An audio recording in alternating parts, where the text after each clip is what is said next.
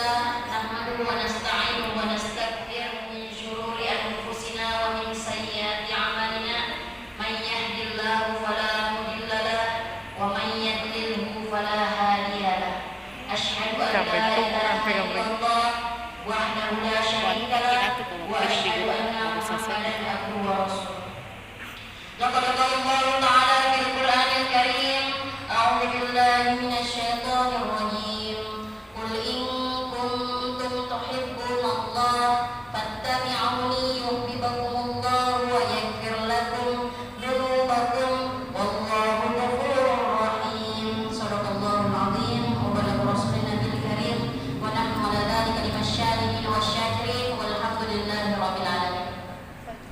Yang kami hormati segenap pengurus BKMT Kabupaten Kolaka, segenap pengurus BKMT Kecamatan Kolaka, serta segenap pengurus Majelis Taklim se-Kecamatan Kolaka.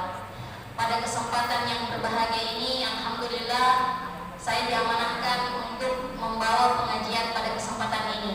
Kita berkumpul di tempat yang berbahagia ini untuk sama-sama belajar. Karena Allah mengatakan bahwa tidak ada batas untuk seseorang belajar.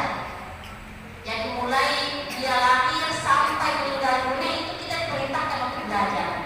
Jangan kita menganggap belajar itu hanya duduk di bangku kuliah, duduk di bangku sekolah. Datang ke masjid di sini itu juga bagian dari belajar. Mendengar ceramah agama juga bagian dari belajar. Ikut majelis taklim juga bagian dari belajar. Jadi kita sama-sama belajar. Jadi tema kita hari ini tentang kajian surah An-Nisa ayat 34 sampai dengan 35. Sebagaimana tadi dibaca oleh Ibu Haji Kamat tentang Quran surah An-Nisa. Kita sama-sama kaji. Allah Subhanahu wa taala berfirman dalam Quran surah An-Nisa ayat 34, A'udzubillahi minasyaitonir rajim. Ar-rijalu qawwamuna 'alan nisa'i bima faddalallahu ba'dahum 'ala ba'din wa bima anfaqu min amwalihim was-salihatu qanitatun hafizatun lil-ghaibi ma hafizallah wallati takhafuna nushuzahunna fa'iduhunna wahjuruhunna fil madaji wadribuhunna fa in ata'nakum fala tabghu 'alayhinna sabila innallaha kana 'aliyyan kabira. Pada kesempatan ini kita akan sama-sama mengkaji tentang Quran surah An-Nisa. Jadi satu-satunya Quran yang dinamai dengan nama apa artinya Nisa? Perempuan-perempuan. Kalau satu perempuan itu disebut dengan mir'atun. Kalau banyak perempuan namanya disebut An-Nisa. Jadi ada padanan katanya. Kalau An-Nisa itu dia berasal dari kata mar'atun, artinya perempuan. Kalau dia juga diambil dari kata muru'ah. Artinya ada tiga makna dari kata muru'ah itu. Yang pertama sangat sesuka dengan keindahan, yang kedua adalah sering ingin dihormati, dan yang ketiga adalah dia punya rasa yang sensitif. Makanya disebut dengan muru'ah. Orang Arab mengaitkan kata mir'atun ya mar'atun ini dengan kata mir'atun yang artinya cermin. Orang-orang mengatakan bahwa antara mar'atun dan mir'atun ini dalam bahasa Arab kalau ada sesuatu kata yang sama maknanya, terdiri dari huruf yang sama, maka pasti ada makna yang sama. Sehingga mar'atun dan mir'atun karena dia terdiri dari huruf al-mimu, ar-rabu dan al-alifun, maka dia disebut sebagai mir'atun dan mar'atun. Keduanya persamaannya adalah karena perempuan itu senang bercermin. Kedua adalah ketika cermin itu dikatakan bahwa ketika cermin itu retak, maka seseorang masih bisa bercermin tapi tidak memantulkan cahaya atau bayangan yang sama seperti sedia kalanya. Maka orang-orang Arab mengatakan bahwa begitulah definisi dari perempuan. Ketika dia dilukai, ketika dia disakiti, mungkin dia cepat memaafkan, tapi tidak mudah melupakan. Seperti itu. Di dalam Quran surah An-Nisa ini Allah mengatakan ar-rijalu qawwamuna. Laki-laki atau suami itu adalah qawwamun, pemimpin. Ini sering disalahartikan oleh para lelaki. Seringkali kalau lelaki memerintah perempuan dikatakan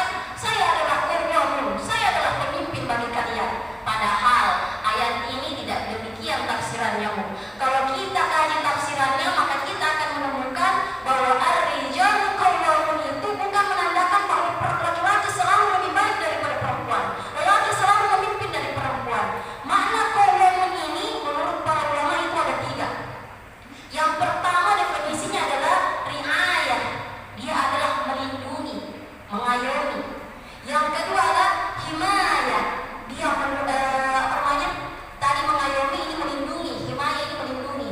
Dan ketiga adalah al-isroh, menasihati. Jadi Bu, sebelum ini laki-laki tugas utamanya itu bukan memberi materi.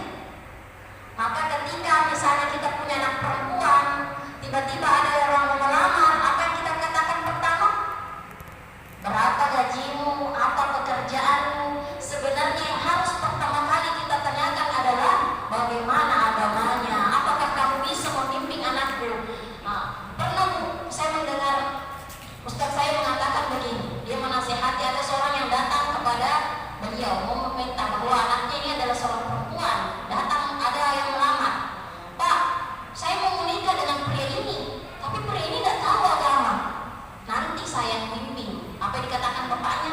Jangan nak, mustahil kamu bisa membimbing. Karena kenapa?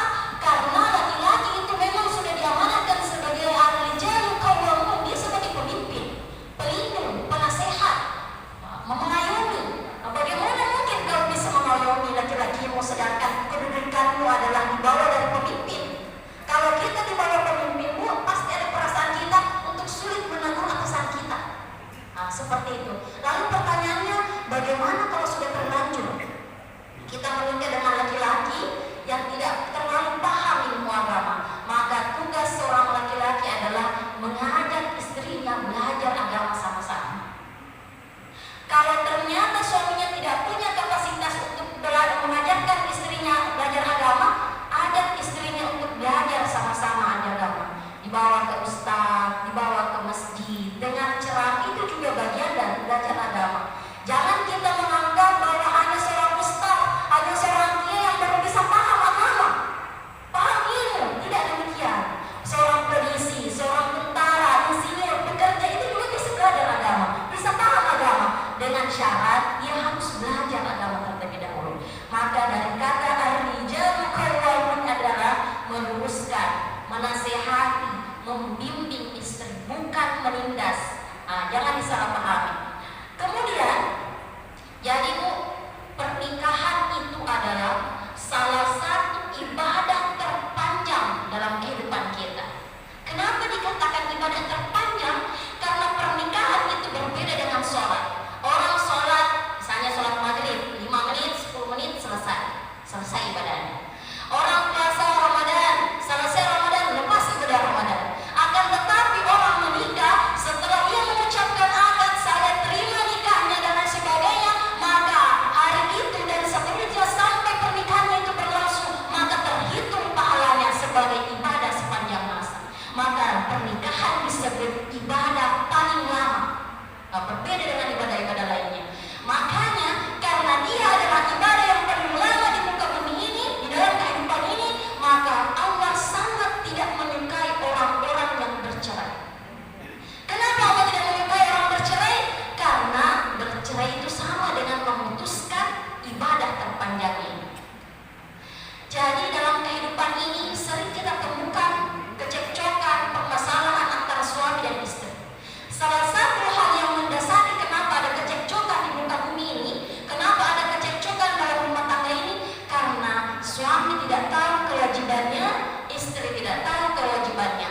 Suami menuntut haknya, istri menuntut haknya. Supaya rumah tangga itu menjadi sebuah rumah tangga yang sakinah mawaddah warahmah, maka kuncinya adalah suami melaksanakan kewajibannya, maka pasti hak istri tertunaikan. Istri melaksanakan kewajibannya, pasti hak suami terlaksanakan. Di dalam Quran surah An-Nisa ayat 34 ini, Allah menjawab tentang kewajiban dan hak seorang istri dan suami. Salah satu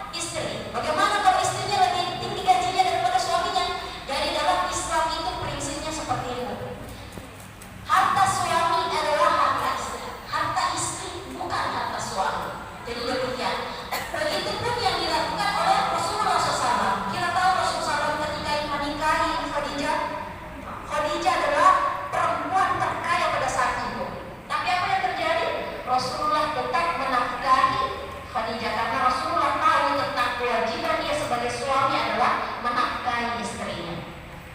Kemudian apa kewajiban dari seorang istri? Jadi tidak banyak, kita dituntut tidak banyak dari Allah. Kita menjadi seorang istri soleh yang disebutkan di dalam Al-Quran tadi, yang dikatakan bahwa fasolihatu qanitatun hafidhatun. Tugas suami istri itu tidak banyak, kita tidak dituntut banyak, tapi kita hanya dituntut qanitatun hafidhatun. Hanya dua kewajiban kita. Yang pertama adalah qanitatun. Qanitatun itu adalah ketaatan. Hafidhatun juga ketaatan. Perbedaan antara qanitatun dan hafidhatun itu adalah kalau qanitatun itu adalah taat ketika kita bersama suami. Sedangkan hafidhatun itu adalah ketaatan kita dinilai saat suami tidak ada. Jadi hanya dua. Ketika ada suami kita dinilai. Bagaimana ya? Misalnya dalam sebuah hadis disebutkan Rasulullah SAW bersabda, seorang perempuan itu yang menjaga sholat 5 waktunya hanya disebut sholat 5 waktu, tidak sholat sunnah. Bagaimana dengan sholat sunnah kalau misalnya dikerjakan? Perempuan yang menjaga sholat 5 waktunya, berpuasa pada bulan Ramadan, dan dia taat kepada suaminya, maka dia boleh memilih masuk pintu mana saja lewat surga. Maksudnya masuk ke surga lewat pintu mana saja.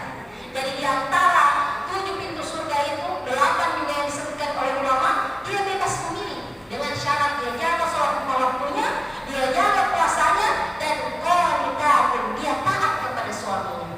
Bagaimana ketaatan itu? Misalnya suaminya perintahkan sholat sunnah, ya itu tinggi balasannya oleh Allah Subhanahu wa taala, tinggi kedudukannya di sisi Allah Subhanahu wa taala selama ketaatan itu tidak melenceng dari agama. Apa maksudnya?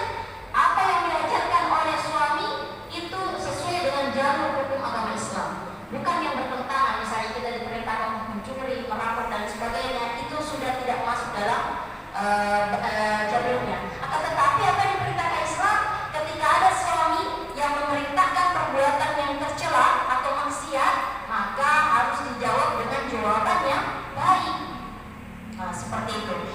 Qanitatun, taat kepada suami ketika suami berada di samping. Hafidhatun, taat kepada suami ketika suami tidak ada. Apa maksudnya ketika suami tidak ada?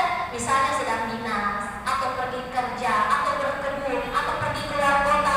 Tugas kita adalah hafidhatun, menjaga hak diri, menjaga harta, menjaga anak, menjaga aib suami ketika suami sedang tidak ada. Ketika dua hal ini kita jaga, qanitatun dan hafidhatun, maka apa janji Allah? Pilih lewat pintu mana saja ketika kita mau masuk surga. Jadi kalau kita lihat sebenarnya gampang, tapi susah. Taat untuk apalagi kalau misalnya kita punya karakter yang keras, untuk dibimbing, untuk mengikuti arahan itu agak susah. Nah, seperti itu. Kemudian hafidhatun. Jadi kata Allah, aib dalam rumah tangga itu tidak akan pernah terbongkar selama tidak dibocorkan oleh seorang istri ataupun suami. Janji Allah itu. Aib dalam keluarga, meskipun dia masih sama-sama ataupun telah berpisah, itu tidak akan pernah terbongkar sampai di kemudian hari, kecuali dibongkar oleh istri atau suami sendiri. Jadi janjinya Allah untuk orang yang berumah tangga itu adalah menutup aib keluarga itu sendiri. Jadi Allah sudah berjanji kepada kita, Allah akan menutup aib kita selama bukan kita yang buka. Nah, jadi kita diperintahkan untuk senantiasa berhati-hati saat ini, karena bukan lagi istilahnya bergosip sama tetangga atau bercerita kepada rekan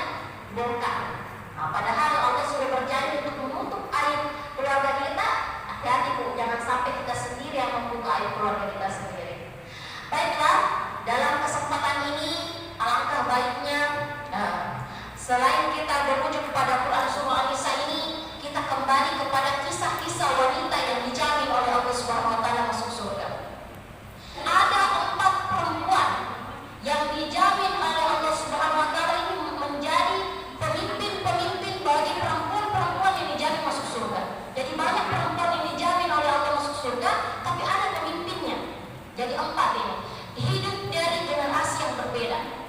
Pertama adalah Asia, istri Firaun. Yang kedua adalah Maryam. Yang ketiga adalah Khadijah. Dan yang keempat adalah Fatimah, mama dan anak. Jadi sedikit kita merefresh kembali tentang kisah wanita yang dijamin masuk surga ini dengan keistimewaan yang berbeda-beda. Pertama adalah Asia bin Muzahim. Ini adalah istrinya Fir'aun. Tahu siapa itu Fir'aun? Fir'aun ini hanya gelar ya, bukan nama. Jadi di dalam Al-Quran yang kedua saya sering sekali ulangi. Ada dua ketika Allah memberi gelar. Yang pertama Allah sebut dengan namanya secara langsung. Yang kedua Allah sebut dengan kata gelar. Ketika Allah Subhanahu wa Ta'ala menyebut orang itu dengan sebutan nama langsung, Maria, Yunus, Yusuf, dengan kisah-kisah yang tidak terduga, maka 90% bahkan 100% kisah itu tidak akan terulang lagi.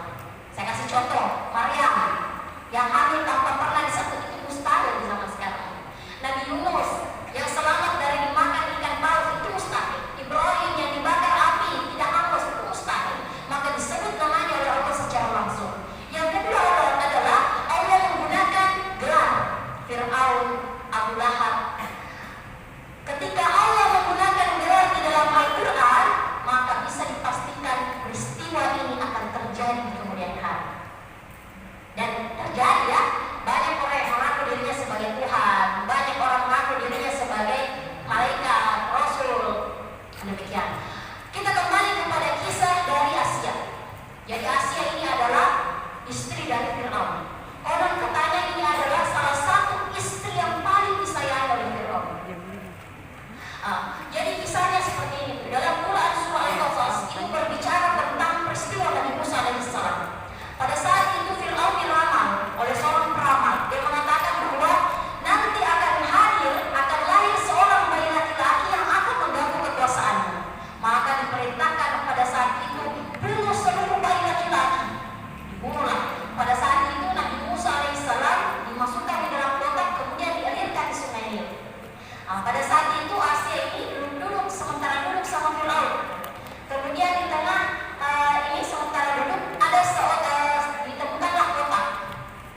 Kemudian diangkat. Apa yang dikatakan Fir'aun? Bunuh bayi ini.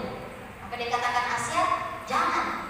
Disebutkan di dalam Al-Quran qurrata a'yun, bahwa dia bisa saja menjadi pelipur lara, penunjuk hati.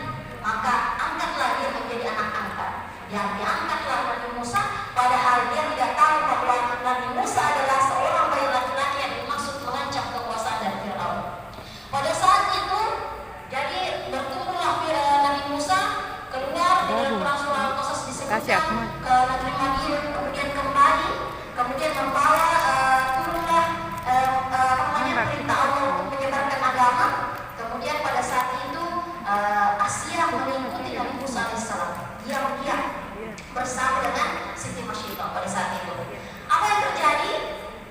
Kemudian akan Fir'aun ini adalah seorang raja Mesir yang mengaku dirinya menjadi Tuhan. Dia mengatakan, "Ana rabbukumul a'la." Saya adalah Tuhan yang paling tinggi. Kemudian pada saat itu Siti Masyidah ini sedang menyisir putrinya. Apa yang terjadi saat jatuh sisirnya?